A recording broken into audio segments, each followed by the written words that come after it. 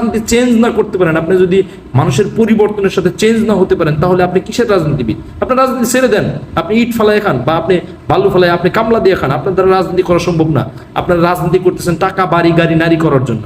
আপনার দেশের মানুষের ভালোর জন্য রাজনীতি করতেছে না। দেশের ভালো মানুষের জন্য রাজনীতি করতে হলে এই সমস্ত বিষয়গুলো নিয়ে কথা বলবেন।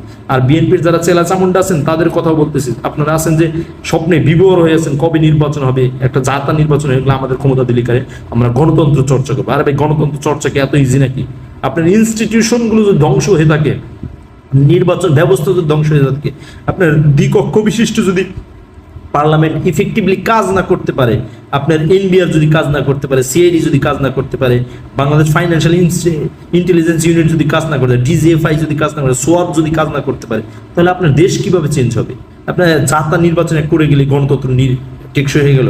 গণতন্ত্র টেকসই হয়ে গেলে আগে প্রতিষ্ঠানগুলোকে আপনার টেকসই করতে হয়। আর আমেরিকার যে